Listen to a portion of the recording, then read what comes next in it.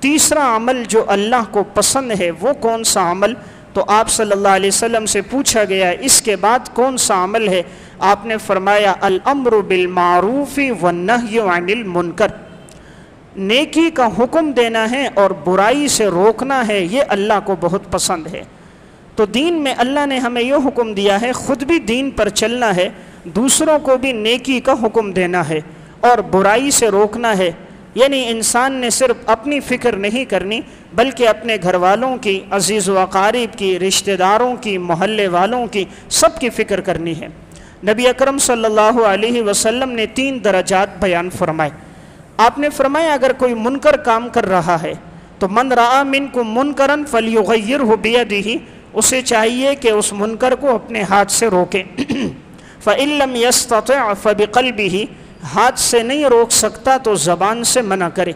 فإن لم يستطع، اور اگر وہ زبان سے بھی منع نہیں کر سکتا تو اسے چاہیے دل میں برا جانے۔ وذالک اضعف الایمان، یہ ایمان کا کمزور درجہ ہے۔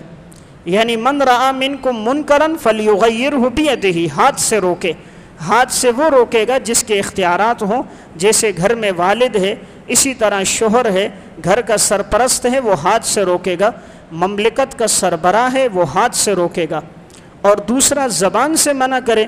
فإن لم يستطع فبلسانہ، یہ کام ہے علماء کا، صلحاء کا، نیک لوگوں کا کہ وہ منکر کو دیکھے تو زبان سے روکیں۔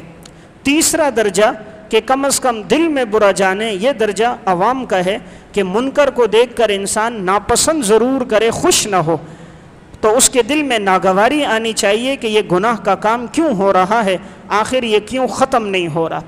تو یہ 3 چیزیں آپ صلی اللہ علیہ وسلم نے اس حدیث میں بیان کی۔